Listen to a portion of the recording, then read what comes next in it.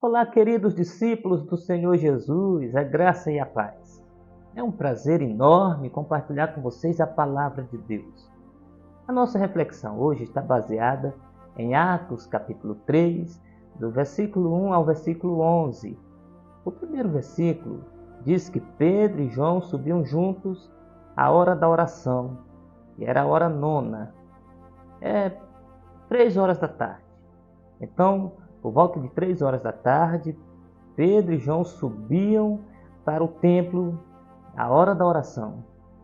E aqui eu gostaria de destacar sobre os privilégios de uma vida de oração.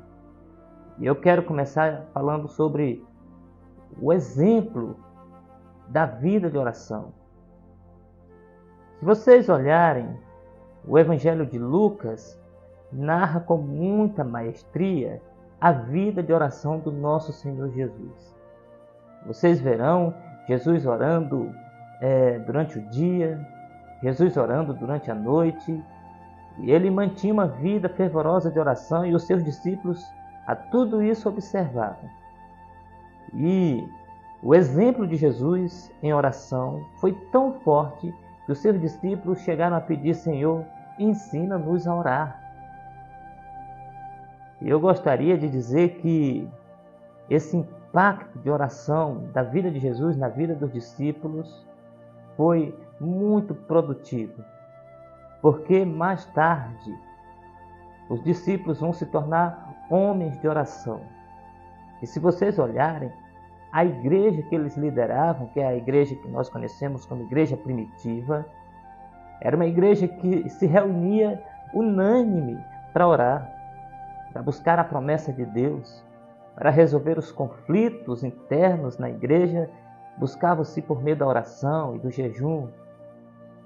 Então veja que os discípulos viam o exemplo da oração na vida de Jesus e por isso se tornaram homens de oração.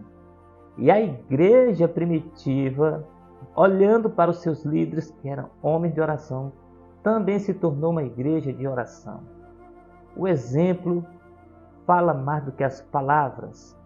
Se você quer ensinar alguém a orar, a ter uma vida de oração, a melhor forma é você se tornando um exemplo de oração. Os pais que querem que seus filhos orem, primeiro precisa demonstrar uma vida de oração, porque o exemplo fala mais do que palavras. O texto de Atos diz que aquele homem paralítico que está à porta chamada Formosa olha a Pedro e João e pede uma esmola. E naquele momento, Pedro, fitando os olhos naquele homem, disse: Não tenho ouro nem prata, mas o que eu tenho, isto eu te dou. Em nome de Jesus, levante-se e ande.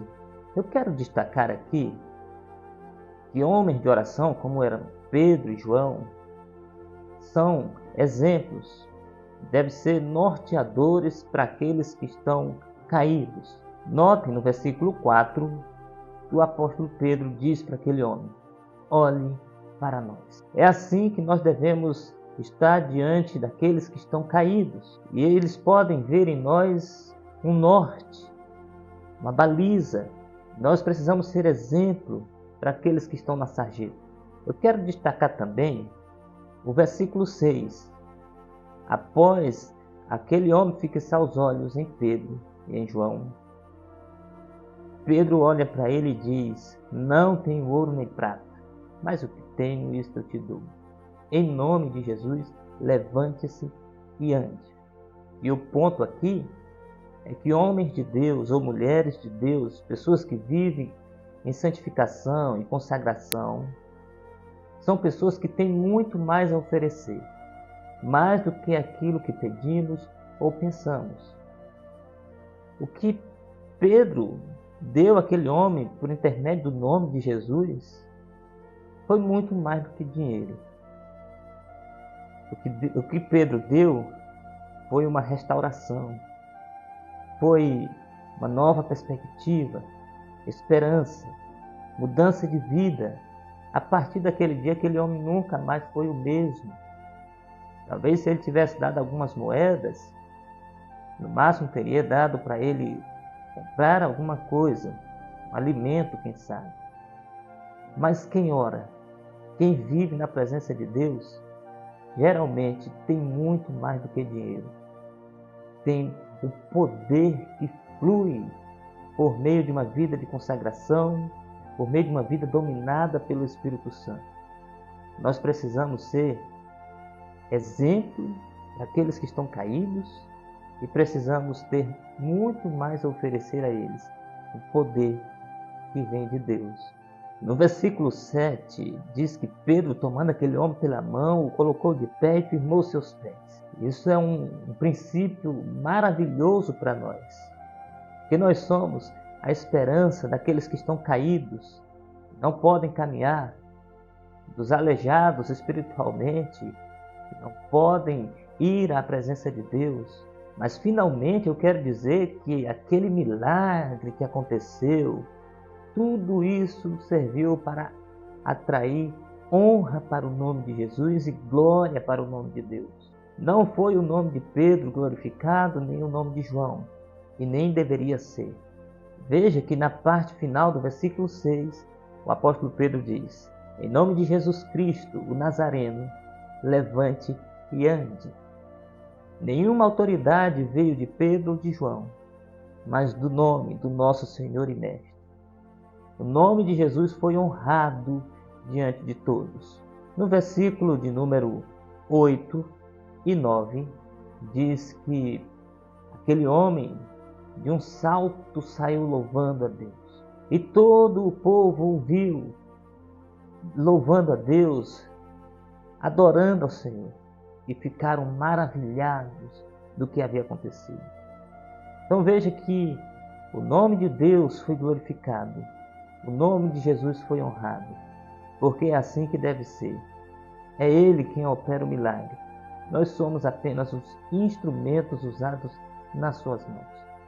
Nós somos apenas o vaso por meio de quem Ele vai abençoar aqueles que estão caídos.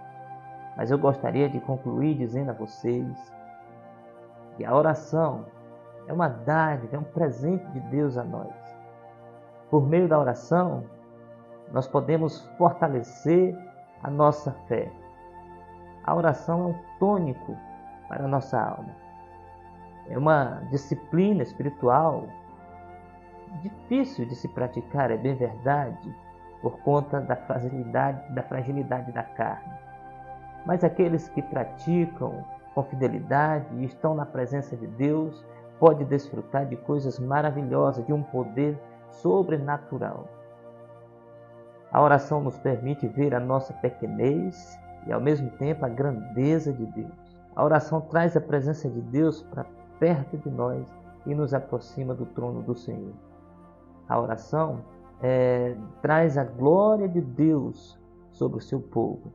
A oração nos permite ser exemplo para os que estão caídos e nos permite ajudar aqueles que estão na sarjeta, ajudar a levantar-se e caminhar para louvar a Deus, glorificando o nome do Senhor Jesus. Que Deus nos abençoe em Cristo Jesus. Amém.